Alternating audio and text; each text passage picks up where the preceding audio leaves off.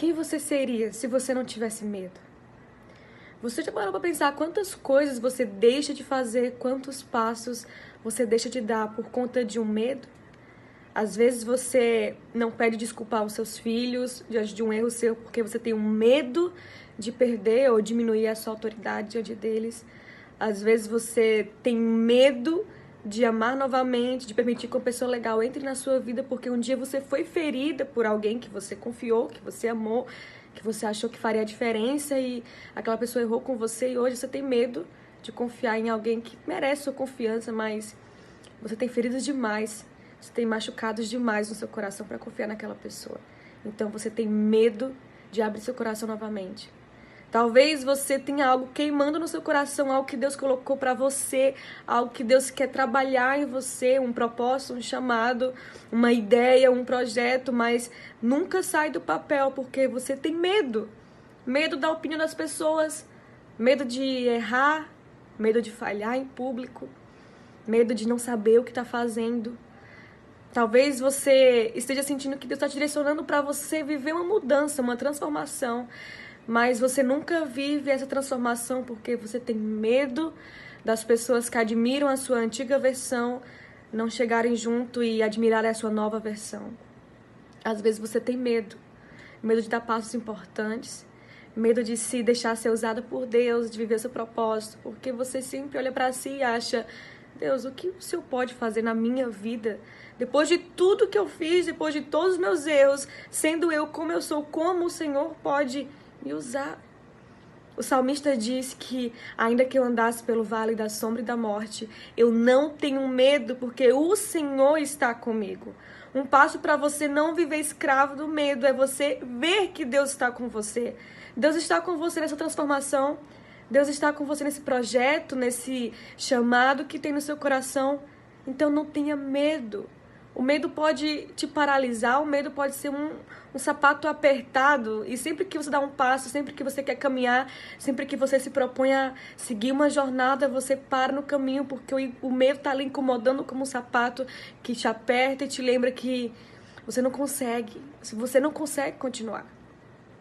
Não seja motivado pelo medo, não seja carregado pelo medo. Quantas vezes o medo tentou te parar? Quantas vezes você estava prestes a viver algo poderoso e você parou no caminho por medo?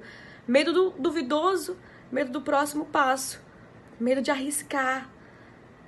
Eu lembro da história dos discípulos quando eles estavam dentro do barco e Jesus apareceu no meio da tempestade e eles achavam que Jesus era um fantasma. Então Pedro olha para Jesus e naquele momento em que Jesus se apresenta como Jesus, Pedro fala: então me chama para que eu possa caminhar também sobre as águas. Eu acredito que naquele momento que Pedro fala isso, ele já estava tendo certeza que ali era Jesus. Porque quem sairia de um barco no meio de uma tempestade, com ondas imensas, durante a noite, num momento turbulento, perigoso, quem sairia do barco simplesmente para tirar uma dúvida? Pedro tinha convicção, ali era Jesus, mas essa é a minha oportunidade de fazer algo incrível, eu posso também caminhar sobre as águas. Então Pedro começa a sair do barco. Pedro dá os seus primeiros passos e nós sabemos a história. Pedro começa a caminhar e daqui a pouco ele afunda. Muitas pessoas falam que Pedro começou a duvidar de Jesus ali. Porque Jesus chega até Pedro e fala: homem de pequena fé, por que duvidaste? Por que você duvidou? Então, quando a gente lê aquela palavra, a gente pensa: poxa, como é que Pedro sai do barco? Como é que ele estava confiando em Jesus e de repente ele não confia mais em Jesus?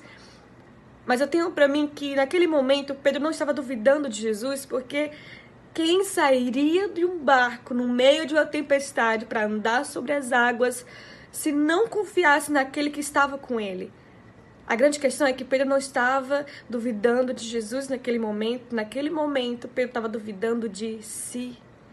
Pedro tirou os olhos de Jesus e começou a olhar para as circunstâncias, começou a olhar para as ondas fortes, para a tempestade. Pedro começou a ver tudo dando errado à sua volta, tudo contribuindo para um desastre. Então ele começou a duvidar, mas não de Jesus. Ele começou a duvidar das circunstâncias e também começou a duvidar de si. Talvez naquele momento Pedro olhou e pensou: poxa, eu saí do barco porque eu olhei para esse homem e pensei: ele é o filho de Deus, eu vou conseguir. Mas durante o processo, enquanto ele estava caminhando sobre as águas, ele deve ter pensado: ei, é verdade, ele é o filho de Deus. Mas quem sou eu? Eu não sou como ele, eu não sou digno, eu sou pecador, ele é santo, ele nunca errou, ele nunca pecou. Mas e eu? Eu tenho um histórico terrível, quem sou eu para caminhar sobre as águas? Ele pode, eu não. E quantas vezes a gente age assim no nosso dia a dia? Quantas vezes você agiu assim só essa semana? Você acredita na palavra de Deus? Você acredita no poder de Deus? Você crê que Deus pode transformar histórias? Mas quando você olha pra si, você acha, eu creio que Deus pode transformar histórias, mas eu não sei se Ele pode transformar a minha história. Eu não sei se Ele pode, ou se Ele quer transformar a minha situação. Eu creio que Deus faz milagres, mas será que eu vou viver um milagre? Eu creio que Deus restaura casamento, mas será que Deus vai restaurar o meu casamento? Eu creio que Deus usa pessoas incapazes, mas a minha incapacidade é muito grande. Olha de onde eu vim, olha a minha família, olha o meu contexto cultural, olha o meu contexto familiar. Quem sou eu para ser usado por Deus? Eu creio que Deus pega alguém que não tinha um dom, não tinha um talento e levanta aquela pessoa, honra aquela pessoa, mas será que eu posso ser uma dessas pessoas? Será que eu não errei demais? Olha quantas vezes eu caí, quantas vezes eu pedi perdão pelo mesmo pecado, quantas vezes eu tentei me reerguer e cair novamente. Será que Deus pode fazer uma obra na minha vida sendo eu como eu sou? Sempre que você tira os olhos de Jesus e começa a olhar para si e olhar para as suas circunstâncias, você vai afundar. Porque quando eu olho para mim, eu não consigo confiar em mim. Maldito o homem que confia em si mesmo. Maldito o homem que se apoia na sua própria capacidade. Sempre que você olhar para si, você vai duvidar. Sempre que você olhar para as circunstâncias, você vai sentir medo. Então não tire os seus olhos de Jesus. Seja como o salmista que falou, ainda que eu ande pelo vale da sombra, da dificuldade, da decepção, do medo, da incerteza e até da morte, eu não terei medo, porque o Senhor está comigo. Eleve os seus olhos para os montes, de onde vem o seu socorro. O seu socorro não vem de mim, o seu socorro não vem nem de você mesmo, o seu socorro não vem das pessoas que você se inspira, o seu socorro vem do Senhor, que fez os céus e a terra. Se Ele fez o universo, Ele é poderoso o suficiente, Ele nunca perde o controle da sua vida.